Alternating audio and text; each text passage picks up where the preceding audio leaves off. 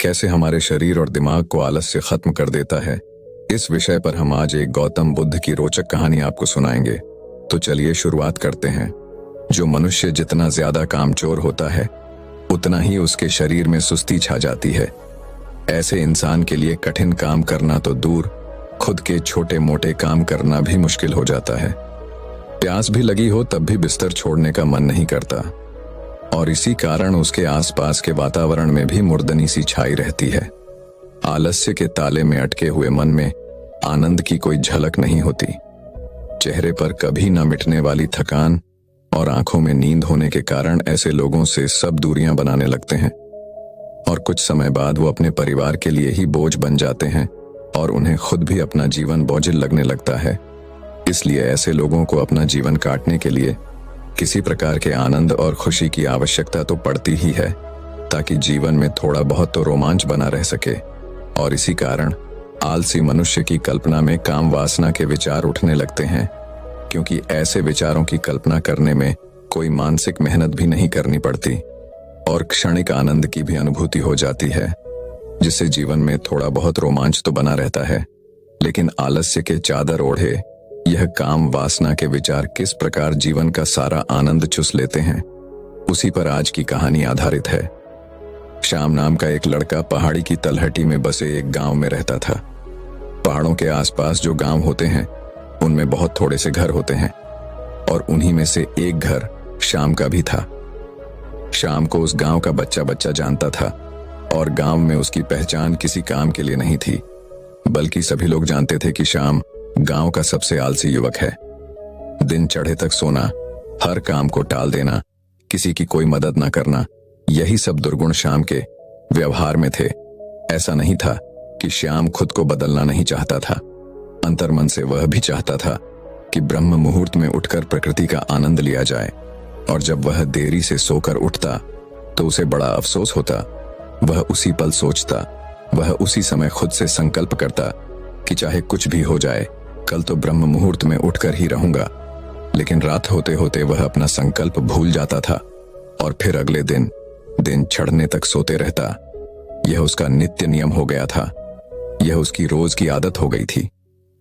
अब तो उसे याद भी नहीं आता था कि आखिरी बार वह ब्रह्म मुहूर्त में कब उठा था और कब उसने प्रकृति का आनंद लिया था। अब तो ब्रह्म मुहूर्त में उठना उसके लिए एक कल्पना मात्र रह गया था, और सुबह देरी से उठने के कारण उसके हर काम में देरी हो जाती थी।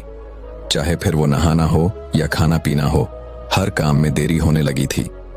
कोई काम समय पर नहीं हो पाता था, और इसी के कारण श्याम के जीवन में तनाव बढ़ने लगा था। लेकिन सुबह जब धूप निकलने तक वह सोता रहता, और जब उसके माता पिता उसे जगाने आते और उस समय का उसको ख्याल आता, तो उसको बड़ा अफसोस होता, बड़ा पश्चाताप होता। वह सोचता कि मैं चाहकर भी खुद को बदल क्यों नहीं पा रहा हूं, क्यों मैं अपने संकल्प का पालन नहीं कर पा रहा हूं। श्याम हर दिन खुद से संकल्प करता, लेकिन अगला दिन आते आते वह संकल्प सूखे पत्तों की भांति उड़ जाता। अब तो उसने खुद से उम्मीद भी छोड़ दी थी कि वह खुद को बदल भी सकता है। जब वह अपने उम्र के साथियों को मेहनत करते हुए देखता, कमाते हुए देखता, तो उसे बड़ा पश्चाताप, बड़ी ईर्ष्या होती कि आखिर मैं इनके जैसा क्यों नहीं हूं। और धीरे धीरे इन्हीं विचारों ने उसके मन को मैला कर दिया था। अब उसका मन चिड़चिड़ा हो गया था, ईर्ष्या से भर गया था, छोटी छोटी बात पर गुस्सा आने लगा था। एक दिन शाम के समय वो अपने घर के द्वार पर बैठा इन्हीं विचारों में डूबा हुआ था कि किस तरह मैं अपने जीवन को बदलूं, कि तभी वहां से एक बौद्ध भिक्षु पहाड़ी पर बने आश्रम की तरफ जा रहे थे। गांव की जो पहाड़ी थी उसकी चोटी पर एक आश्रम बना हुआ था, और वहां पर एक बौद्ध भिक्षु बड़े शांत वातावरण में रहते थे। वह हर रोज उस पहाड़ी की चोटी से उतरकर उस गांव में सामान लेने के लिए आया करते थे। पहाड़ की चोटी बहुत ऊंची थी, बहुत थकाने वाली थी, और शाम को यह देखकर बड़ा आश्चर्य होता था कि यह बौद्ध भिक्षु रोज नित्य नियम कैसे इतनी ऊपर से उतरकर सामान लेकर वापस उस चोटी पर चढ़ जाते हैं। यह तो सच में कोई अद्भुत बात थी, क्योंकि एक आलसी मनुष्य के लिए यह एक असंभव सी बात थी। उसे यह महसूस होने लगा कि इस बौद्ध भिक्षु के पास जरूर कुछ दिव्य शक्तियां हैं, और अगर वह भी उन दिव्य शक्तियों को जान लेता है तो उसका भी आलस्य दूर हो जाएगा। ये सब जानने के लिए उसे बौद्ध भिक्षु के पास उस पहाड़ी पर चढ़कर जाना था। अपने जीवन को बदलने के उद्देश्य से, अपने जीवन से आलस्य बिल्कुल खत्म करने के उद्देश्य से वह उस पहाड़ी पर अगले दिन ही ब्रह्म मुहूर्त में उठकर चल पड़ा। पहाड़ी की चोटी बहुत ऊंची थी। कभी कभार गांव का कोई इंसान महीने में एक बार उस पहाड़ी पर जाया करता था, लेकिन जब शाम ने निश्चय किया कि वह अपने आलस्य से छुटकारा पाना चाहता है और उसके लिए वह बौद्ध भिक्षु ही उसे वह दिव्य शक्तियां बता सकता है, तो वो अगले दिन ही ब्रह्म मुहूर्त में उठकर उस पहाड़ी के लिए रवाना हो जाता है और धीरे धीरे आराम करते हुए शाम तक वो उस पहाड़ी की चोटी पर पहुंच चुका था। जब वो उस पहाड़ी की चोटी पर पहुंचा तो वो पूरी तरह से थक चुका था, थक कर चूर हो चुका था। और जब वह उस पहाड़ी की चोटी पर पहुंचा तो उसे बड़ा ही आनंद महसूस हुआ। हालांकि वह थका हुआ था, लेकिन अपने लक्ष्य तक पहुंचने पर जो मजा, जो आनंद पैदा होता है, वही आनंद शाम के मन में पैदा हो रहा था। आज उसे पहली बार एहसास हुआ कि मेहनत करने से कितना आनंद पैदा होता है। जब वह आश्रम में पहुंचा तो आश्रम के द्वार पर ही वो बौद्ध भिक्षु बैठे हुए थे। शाम के वहां पहुंचते ही बौद्ध भिक्षु ने उसे संबोधित करते हुए कहा कि मैं तुम्हें ऊपर से बैठकर देख रहा था। तुम किस तरह आराम करते हुए अपने लक्ष्य की तरफ लगातार बढ़ रहे थे, यह देखकर मुझे बड़ी प्रसन्नता हो रही थी। चलो मुझे बताओ कि यहाँ पर तुम्हारा आना क्यों हुआ है? तुम्हारे मन में कौन से सवाल है जिनका उत्तर तुम्हें नहीं मिला? शाम ने उन बौद्ध भिक्षु से कहा कि हे महात्मा, आप यह मत समझिए कि मैं बहुत हिम्मत वाला लड़का हूं।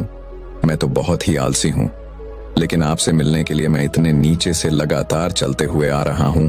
वो आप ही हैं जिन्होंने मुझे हिम्मत दी, जिनकी वजह से मैं इतनी ऊंची पहाड़ी चढ़ पाया।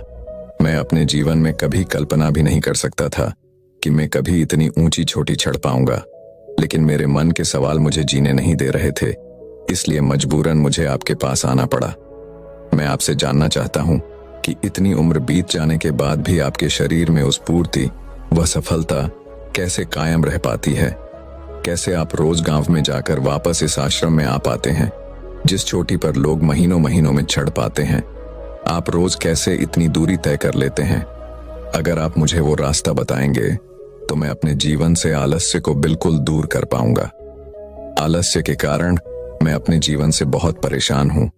पूरे दिन बिस्तर में पड़ा रहता हूं और नाना प्रकार के ख्यालों की कल्पना करता रहता हूं, और पिछले बहुत दिनों से मेरे मन में काम वासना के विचार लगातार चलते रहते हैं, जिसके कारण मेरे शरीर की प्राण शक्ति धीरे धीरे खत्म हो रही है।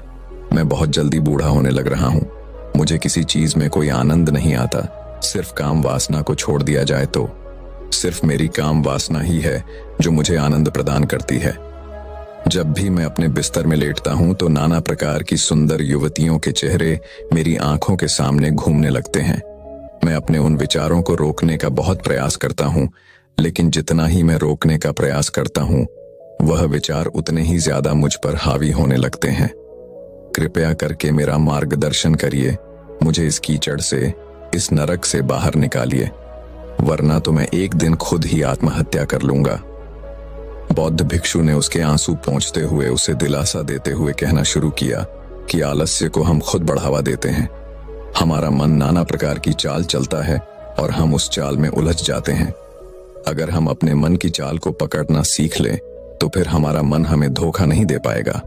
फिर वो उसी प्रकार कार्य करेगा जिस प्रकार हम चाहेंगे। अगर तुम अपने मन को 1 इंच भी जगह नहीं दोगे, कोई बहाना चलने ही नहीं दोगे, तो तुम्हारा मन तुम्हारा कुछ भी नहीं बिगाड़ पाएगा। फिर वह तुम्हारा साथी हो जाएगा। और इसके विपरीत अगर तुम अपने मन का बहाना मान लेते हो, अपने मन की चाल में फंस जाते हो, तो वही मन तुम्हारा दुश्मन बन जाएगा। आज जब तुम इस पहाड़ी पर चढ़ रहे थे तो तुम्हें आलस्य क्यों नहीं आया? तुमने खुद से यह सवाल किया, क्योंकि तुम्हारे मन के पास कोई बहाना ही नहीं था। तुमने अपने मन को बचने के लिए कोई जगह नहीं दी। तुम्हें पता था कि अगर तुम्हें वो तरीके पता नहीं चले जिनसे तुम्हारा आलस्य दूर होगा, तो तुम खुद आत्महत्या कर लोगे। अपने आलस्य को दूर करने के लिए इतने लालायित थे कि तुम्हारा सारा आलस्य एक पल में खत्म हो गया, क्योंकि तुम्हें किसी भी कीमत पर अपने सवालों के जवाब चाहिए थे, और वह जवाब सिर्फ मैं ही दे सकता था। और मैं इस चोटी पर बैठा हुआ था। इसलिए तुम्हें अपने सवालों के जवाब पाने के लिए इस चोटी पर चढ़ना ही था। हमारा मन तब तक हमें अपने बहानों में फंसाता रहता है जब तक उसे कोई दूसरा विकल्प नजर आता है। अगर तुम्हें अपने सवालों के जवाब अपने गांव में ही मिल गए होते तो तुम इस चोटी पर कभी नहीं चढ़ते। चूंकि तुम्हारे पास कोई दूसरा विकल्प ही नहीं था, इसीलिए मजबूरन तुम्हें इस चोटी पर चढ़ना पड़ा, और इसीलिए कोई दूसरा विकल्प न होने के कारण तुम्हारा आलस्य बिल्कुल दूर हो गया। चाहे कुछ देर के लिए ही हुआ, लेकिन हुआ तो सही। जब तुम दिन चढ़े तक सोते रहते हो तब तुम्हारे मन में यही ख्याल होते हैं कि शायद मेरे किसी को जरूरत नहीं है, मेरे पास कोई काम नहीं है, इसीलिए जागने से क्या फायदा। लेकिन जब तुम्हें यह महसूस होगा कि चाहे दूसरे किसी को तुम्हारी जरूरत हो या ना हो, लेकिन तुम्हें खुद की जरूरत है, खुद को समझने के लिए ब्रह्म मुहूर्त में उठना, सुबह की ताजी हवा का सेवन करना, सुबह सुबह व्यायाम करना, वह तुम्हें कितना आनंद प्रदान करता है। एक बार अगर तुम्हें यह महसूस हो जाए तो तुम्हारे पास दूसरा कोई विकल्प नहीं रहेगा, और उसके बाद तुम्हारा मन तुम्हें अपनी चाल में फंसा नहीं पाएगा और तुम्हारा आलस्य बिल्कुल खत्म हो जाएगा। तो सबसे पहली सीख यही है कि अपने मन से बहाने बनाना बंद करो। कब तक खुद को धोखा देते रहोगे? अपने आलस्य को दूर करने के लिए भोजन का बहुत बड़ा उपयोग होता है। जैसा खाएं, अन्न हो जाए मन। इसीलिए जिस प्रकार का भोजन तुम करते हो उसी प्रकार का तुम्हारा मन हो जाता है। अगर तुम बासी खाना खाओगे, बेवक्त भोजन करोगे, तो उसका अंजाम भी तुम्हें भुगतना पड़ेगा।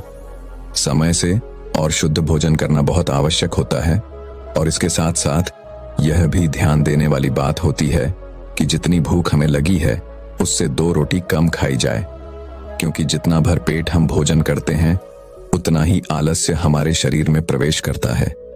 आपने कभी ध्यान दिया होगा कि जब भी आप भरपेट भोजन करते हैं तो आपको तुरंत नींद आने लगती है। इसके अलावा अपने शरीर की देखरेख भी बहुत आवश्यक होती है। अपने शरीर को ना तो बहुत ज्यादा गर्म पानी से और ना ही बहुत ज्यादा ठंडे पानी से। एक इंसान को नहाना चाहिए। इंसान को हमेशा ताजे पानी से नहाना चाहिए, और ताजे पानी से नहाने के बाद कम से कम सप्ताह में 1 बार अपने शरीर की सरसों के तेल से मालिश जरूर करनी चाहिए। इससे हमारे शरीर की त्वचा खुलने लगती है, उसका रोम रोम जागृत हो जाता है। ताजी हवा हमारे पूरे शरीर में समाने लगती है, जो हमें एक नई ऊर्जा प्रदान करती है।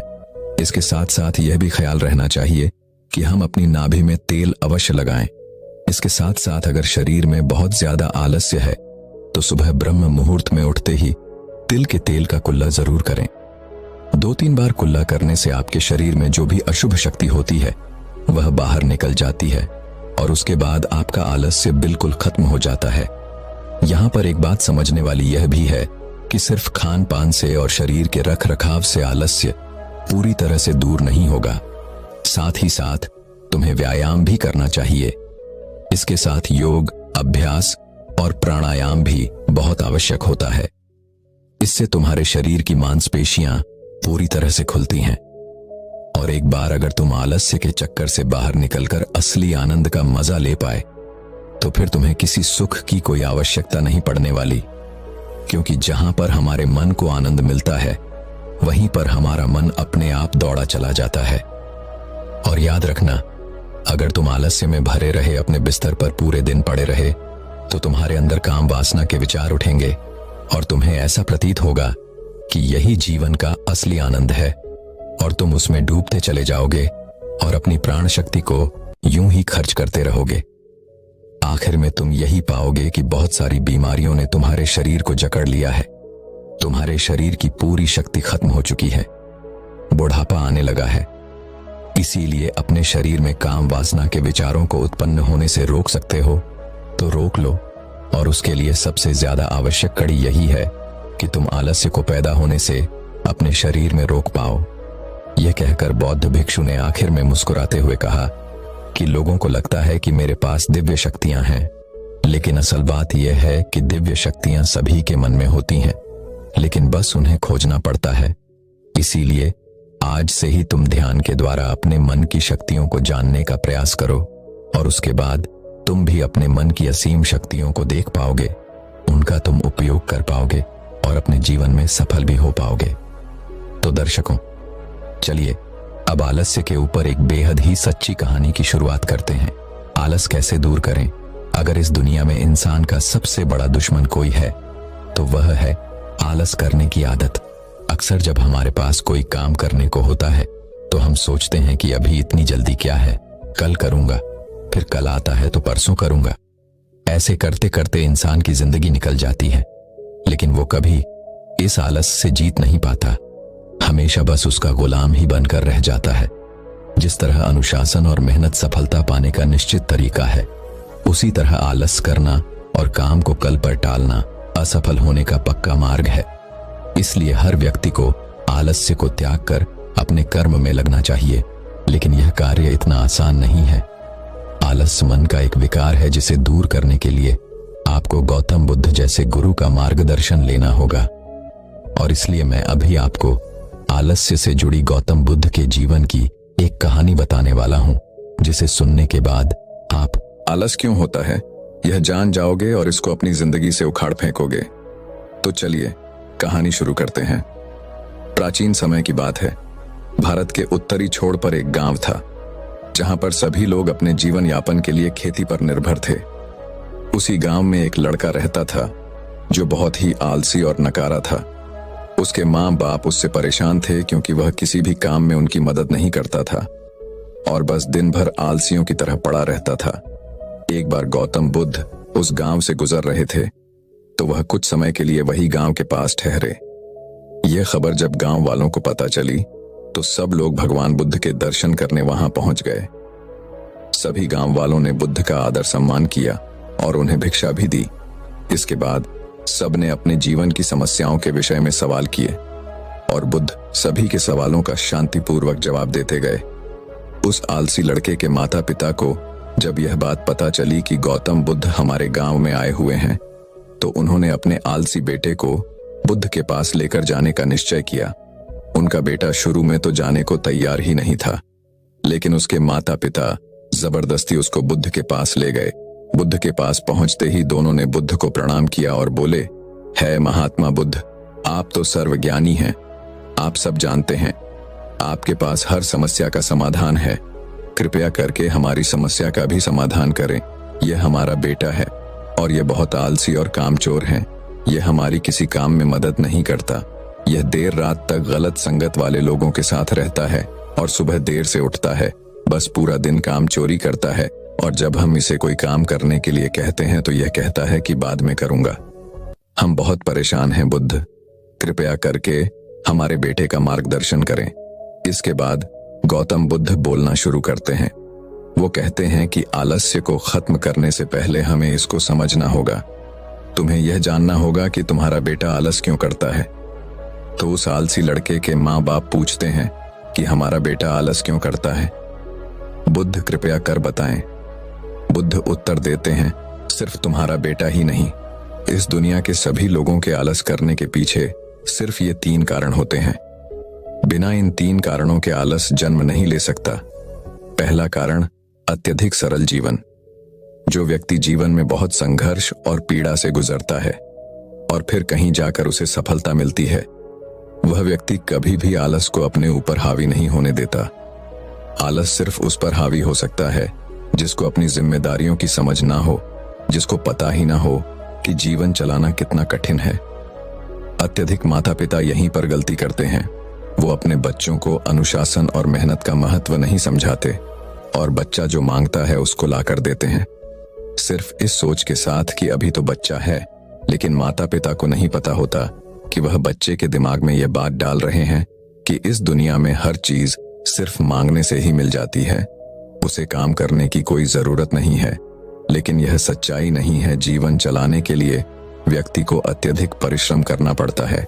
लेकिन तुम्हारा यह बेटा इस बात को नहीं समझता, क्योंकि तुम इसे हर चीज आसानी से दे देते हो, चाहे वह खाने के लिए अच्छा भोजन हो या सोने के लिए बिस्तर। इसलिए यह आलसी हो गया है। आलस का सबसे बड़ा कारण है एक परिश्रम रहित जीवन। जो लोग काम नहीं करते उनका शरीर और मन निश्चित ही आलसी हो जाते हैं। इसलिए अगर चाहते हो कि यह आलस छोड़ दें तो उसको सुख सुविधाएं देना बंद करो। और परिश्रम करने के बाद ही वो सुविधाएं प्रदान करो जो इसे अब भी मिलती हैं। फिर देखना कि किस तरह तुम्हारे बेटे का आलस खत्म होगा और यह काम करने के लिए तत्पर होगा। आलस का दूसरा कारण सिर्फ अभी के सुख का सोचना। बुद्ध आगे कहते हैं कि मनुष्य के हर कार्य के पीछे सिर्फ सुख की इच्छा ही होती है। हर कोई सुख चाहता है, लेकिन सुख दो प्रकार का होता है। एक वह सुख होता है जो अभी तो बहुत अच्छा लगता है, लेकिन आगे चलकर इंसान का जीवन बर्बाद कर देता है। और एक होता है असल सुख, जो शुरुआत में भले ही कड़वा लगे, लेकिन आगे चलकर वह मनुष्य के जीवन को बेहतर बनाता है और आनंद की प्राप्ति करवाता है। अगर आप अपना खेतों का काम छोड़कर आराम से बिस्तर पर पड़े रहो तो ऐसा करना उस समय सुखदायी लग सकता है, लेकिन आगे चलकर जब आपको काम ना करने की वजह से कोई फसल प्राप्त नहीं होगी तो वह आराम का सुख दुख में बदल जाएगा। तुम्हारा बेटा अभी के सुख की इच्छा करता है, वह दूर का नहीं सोच पाता। उसको लगता है कि बिस्तर से उठकर खेतों में काम करने में तो मुझे परिश्रम और कष्ट उठाना पड़ेगा। इसी वजह से वह बिस्तर पर पड़े रहना बेहतर समझता है, लेकिन वो यह नहीं जानता कि बिस्तर पर पड़े रहने से उसे लंबे समय में कुछ भी हासिल नहीं होने वाला। लेकिन वहीं अगर वह खेतों में जाकर मेहनत करेगा तो भले ही उस समय उसको कष्ट उठाना पड़े, लेकिन कुछ समय बाद जब अच्छी फसल खेतों में लहराएगी तो उसको इस मेहनत का कुछ अच्छा फल मिलेगा। जो लोग आलसी होते हैं वह बस अभी सुख लेने का सोचते हैं और इसीलिए वह कोई भी सही काम नहीं करते, क्योंकि 90% चीजें जो अभी सुख देती हैं वह बाद में चलकर दुख का कारण बनती हैं। इसलिए अगर आलस को त्यागना है तो अभी के छोटे छोटे सुखों को भोगने की इच्छा को त्याग दो और बाद के सुख का सोचो, बड़े सुख का सोचो। आलस का तीसरा कारण बड़े लक्ष्य का ना होना। एक इंसान की पहचान उसके लक्ष्य से होती है। छोटी सोच के लोग कभी बड़े लक्ष्य नहीं बनाया करते, और जो बड़े लक्ष्य बनाते हैं उन्हें आलस, भूख और प्यास जैसी चीजें परेशान नहीं करती। आलस्य का एक बड़ा कारण है जीवन में किसी लक्ष्य का न होना, क्योंकि जब आपके पास एक बड़ा लक्ष्य होता है तो आपके अंदर एक जोश और जुनून होता है जो उस लक्ष्य के लिए काम करने की प्रेरणा आपको देता है। लेकिन जब लक्ष्य नहीं होता तो व्यक्ति आलसी और मानसिक रूप से कमजोर हो जाता है। बुद्ध एक उदाहरण देकर अपनी बात को समझाते हैं। वे कहते हैं कि मान लो तुम्हारे पीछे कोई जंगली जानवर पड़ जाए तो क्या तुम तब भी आलसी बनकर बैठे रहोगे? नहीं ना, बल्कि तुम अपनी पूरी रफ्तार से भागोगे। क्यों? क्योंकि तुम्हारी जान दांव पर है। तुम्हारे पास भागने का एक बहुत बड़ा कारण है। ठीक इसी तरह जब तुम्हारे पास रोज मेहनत करने का और काम करते रहने का एक बड़ा कारण होगा तो आलस तुम्हें छू भी नहीं पाएगा। और इतना कहकर बुद्ध अपनी बात को समाप्त करते हैं और वह आलसी लड़के के माँ बाप गौतम बुद्ध का धन्यवाद करके वहां से चले जाते हैं। तो दोस्तों, इस कहानी में गौतम बुद्ध ने आलस्य के 3 कारण बताए हैं, जिन्हें अगर आप समझ लें तो आप आलस को पूरी तरह खत्म कर सकते हैं। आइए समझते हैं। सबसे पहला कारण था अत्यधिक आसान जीवन। देखिए, जिस इंसान ने जिंदगी भर जी तोड़ मेहनत करके कुछ कमाया है वो मेहनत की कीमत को समझता है, लेकिन जिस इंसान को बैठे बिठाए ही सब सुविधाएं मिल रही होंगी वह मेहनत की कदर नहीं करेगा और उसका आलसी होना तो स्वाभाविक सी बात है। इसलिए ज्यादा आसान जिंदगी नहीं होनी चाहिए। जिंदगी में कुछ चुनौतियां होनी चाहिए ताकि इंसान मेहनत की कदर करे और आलस्य दूर रहे। दूसरा कारण था सिर्फ आज के मजे और सुख का सोचना। देखिए, जिंदगी में जो असल सुख होता है वह परिश्रम के कार्य करने के बाद ही मिलता है। जब किसान महीनों मेहनत करता है और तब उसको अच्छी फसल मिलती है। जब कर्मचारी पूरे महीने काम करता है तब उसको तनख्वाह मिलती है। इसी तरह जिंदगी में जो कुछ भी हासिल किया जाता है वह परिश्रम से हासिल किया जाता है। लेकिन आलस करने वाला इस बात को नहीं समझता। वह सिर्फ आज में और अभी में सुख खोजता है और इसीलिए वह खाने पीने और सोने जैसी चीजों में ही उलझा रहता है और यह चीजें उसको और आलसी कर देती हैं। इसलिए अगर आलस से बचना है तो अभी के सुख का त्याग करो और आगे के सुख का सोचो। इस बात को समझो कि जब आप आज काम करोगे तो ही आपको कल उसका कुछ फल मिलेगा। इसलिए आलस को त्यागो और अपने कर्म में तत्पर हो जाओ। तीसरा कारण था बड़े लक्ष्य या कारण न होना। देखिए, अगर आपको कोई कहे कि 15 दिन मेरे साथ काम करो और बदले में आपको 1 करोड़ रुपए मिलने वाले हैं, तो क्या आप तब भी आलस करोगे? नहीं करोगे, क्योंकि आपके पास काम करने का एक बड़ा और मजबूत कारण होगा। ठीक इसी तरह जब आप कोई बड़ा लक्ष्य बनाते हैं तो आपके पास काम करने का एक कारण होता है जो आपको हर दिन काम करने के लिए जोश और ऊर्जा देता है। इसीलिए अगर आलस को हराना है तो अपने जीवन में बड़े लक्ष्य बनाइए और उन्हें एक कागज में लिखकर अपने बिस्तर के पास कहीं चिपका दीजिए, ताकि हर दिन जब आप उठो तो आपको अपना लक्ष्य याद रहे और आप काम करने के लिए जोश से भरे रहो। तो दोस्तों, आज के लिए बस इतना ही। तो दर्शकों, चलिए अब आलस्य के ऊपर एक बेहद ही सच्ची कहानी की शुरुआत करते हैं। अक्सर हमने अपने आसपास ऐसे बहुत से लोगों को देखा होगा जो दूसरों से कम उम्र में महान होते हैं। बाकियों के मुकाबले उनमें कम टैलेंट होता है, लेकिन फिर भी वह लोगों से ज्यादा हासिल कर जाते हैं। तो ऐसा क्यों होता है? क्या उनकी किस्मत अच्छी थी या फिर ऊपर वाले ने उनका साथ दिया? इस चीज के पीछे क्या कारण हो सकता है? जरा सोचिए। इसके पीछे सबसे मुख्य कारण आलस्य होता है। जी हाँ, काम को करने के लिए जोश और हिम्मत चाहिए। अगर आप में जोश और हिम्मत की जगह आलस्य है तो आप में कितना भी हुनर हो, वो हुनर किसी काम का नहीं रह जाता। जैसे एक दीमक पेड़ को अंदर से खोखला कर देती है। बाहर से तो वो पेड़ वैसे का वैसा ही दिखता है, लेकिन अंदर से वो पेड़ खोखला हो चुका होता है। उसी तरह आलस्य आदमी को अंदर से खोखला बना देता है। उसकी स्फूर्ति अंदर से मर चुकी होती है। चाहे बाहर से वो आदमी स्वस्थ नजर आए, लेकिन अंदर से आलस्य ने उस दीमक की तरह उसके शरीर को अंदर से खोखला कर दिया होता है।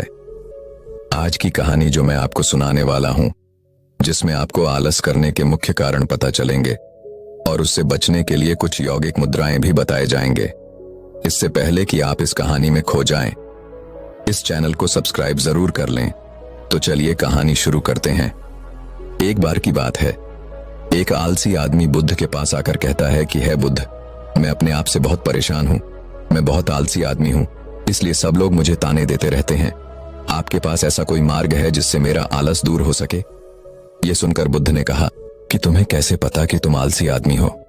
इस बात का उत्तर देते हुए वो आदमी बोला कि हे बुद्ध, मुझसे सब लोग कहते रहते हैं कि तुम बहुत आलसी आदमी हो, जिसे कोई काम ठीक से नहीं होता, जो हर काम को टालता रहता है और भी न जाने क्या क्या बातें कहते रहते हैं। यहां तक कि मेरे परिवार के लोग भी मुझे आलसी आदमी कह के पुकारते हैं। कह सुनकर बुद्ध उस आदमी से पूछते हैं कि तुम्हारे पास आलसी होने का कोई प्रमाण है? क्या तुम यह सिद्ध कर सकते हो कि तुम एक आलसी आदमी हो? यह सुनकर वह आदमी कहता है कि हे बुद्ध, मैं कभी भी सुबह जल्दी नहीं उठ पाता हूं और हर काम को टालता रहता हूं।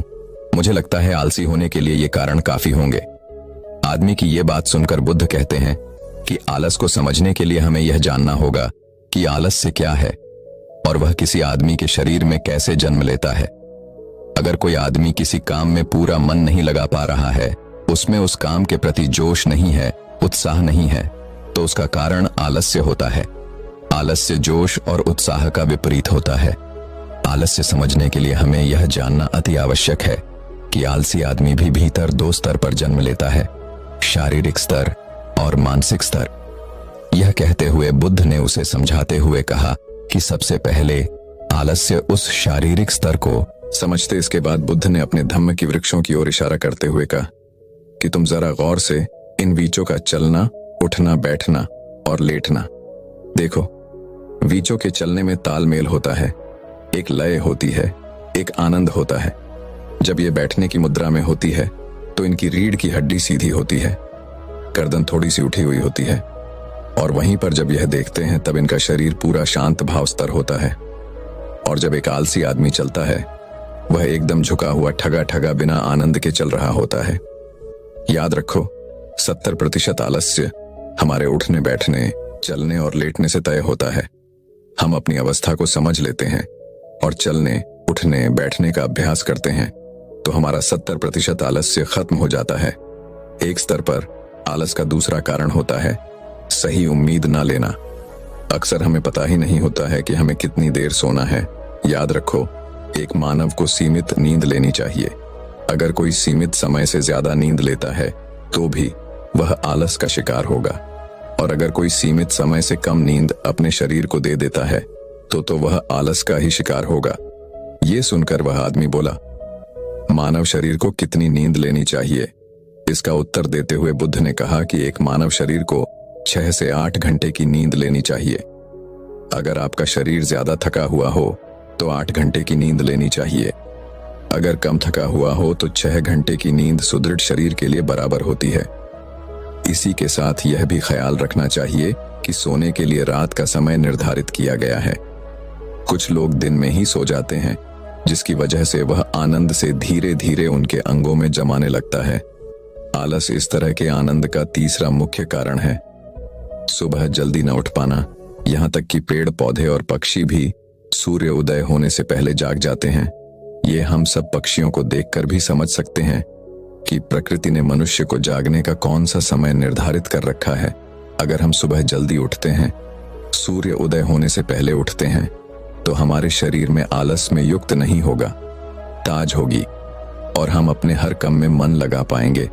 ये सुनकर वह आलसी आदमी बोला कि लेकिन मेरा काम ऐसा है जो मैं रात में कर पाता हूँ, इसीलिए मैं रात को सही समय पर नहीं सो पाता हूँ और सुबह जल्दी नहीं उठ पाता हूँ। जिन लोगों का काम रात में होता है वह लोगों सुबह कैसे जल्दी उठ पाएंगे? यह सुनकर बुद्ध कुछ सोच विचार करते हैं और उसके बाद कहना शुरू करते हैं कि जिन लोगों का काम रात में होता है उन्हें अपना काम पूरा मन लगाकर करना चाहिए। अगर ऐसे लोग रात में काम करके दिन में भी सोते हैं और सीमित समय की नींद लेते हैं तो भी शरीर में आलस आने से बच सकते हैं। लेकिन जितनी गहरी नींद रात में आती है उतनी गहरी नींद दिन में नहीं आ पाती, क्योंकि दिन में शोर शराबा ज्यादा होता है, जिससे आदमी गहरी नींद में नहीं जा पाता। इसीलिए जो आदमी रात में काम करता है उसे कुछ ऐसी विविधता करनी चाहिए जिससे उसे गहरी नींद लेने में किसी दिक्कत का सामना न करना पड़े। इसके लिए वह अपने कानों में रुई वगैरह डालकर सोने जा सकता है, जिससे बाहर की आवाज उसके कानों में ना पड़े और वह गहरी नींद में सो जाए। शारीरिक आलस्य का अगला मुख्य कारण होता है भोजन। सही समय पर वह सही भोजन करना शरीर के लिए अति आवश्यक होता है। कुछ लोग ऐसा भोजन करते हैं कि जिसमें कोई जान भी नहीं होती। अब आप ही सोचिए, जिस खाने में कोई जान ही नहीं है, जिस खाने में कोई ऊर्जा ही नहीं है, वह खाना आपके शरीर को ऊर्जा कैसे दे सकता है? अगर इंसान ऐसा खाना खाएगा तो उसका शरीर किसी भी काम को करने के लिए उसे कैसे प्रेरित करेगा? अक्सर गलत समय पर उल्टा सीधा भोजन करने से आदमी का मोटापा बढ़ता जाता है और एक पतले इंसान के मुकाबले भारी शरीर वाले इंसान के शरीर में ज्यादा आलस्य पाने की संभावना हो जाती है। इसके लिए ऐसा भोजन करो जो प्रकृति से सीधे प्राप्त होता हो। व्यक्ति बुद्ध से बोल, शारीरिक स्तर पर तो मैं आलस्य को समझ गया हूं, लेकिन मानसिक स्तर पर आलस्य क्या होता है? इसका उत्तर देते हुए बुद्ध कहते हैं कि इंसान को अपने जीवन में बहुत सारी नाकामयाबी मिलती है। जब वह नाकामयाब होता है या किसी काम को पूरा नहीं कर पाता तो उसका जोश और उत्सव अगले काम को करने के लिए ठंडा पड़ जाता है।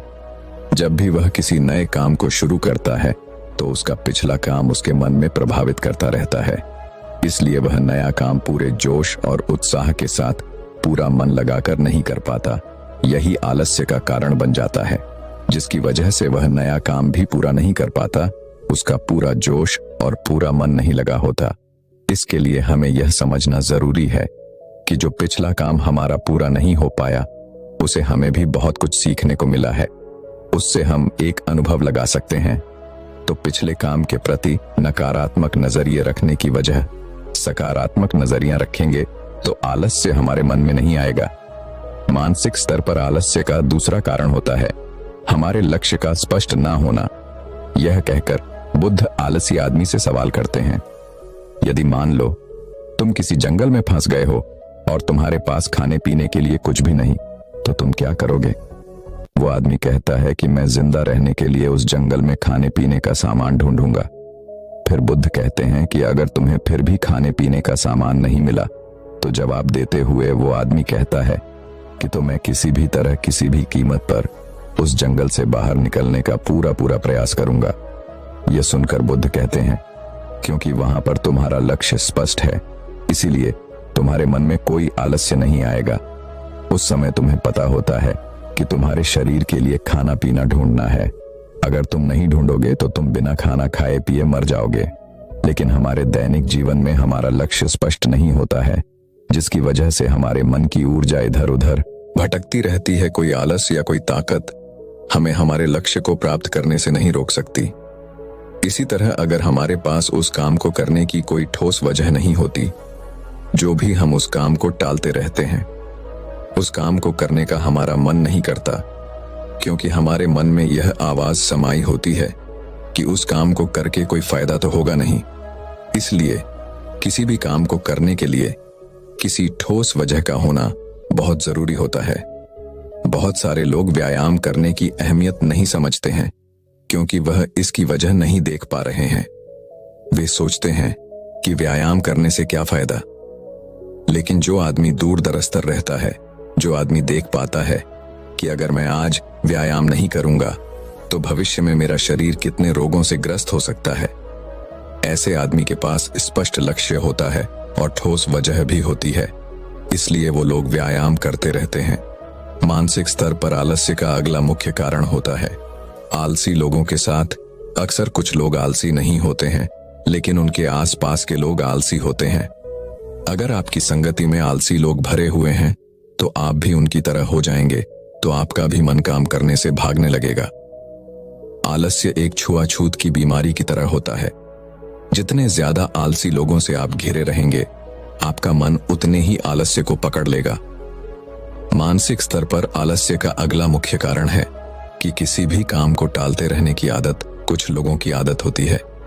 काम को टालते रहने की आज का काम कल, हमें यह महसूस भी नहीं होता है कि धीरे धीरे यही हमारी आदत बन जाती है, और यह काम को टालते रहने की आदत आपको आलसी बना देती है।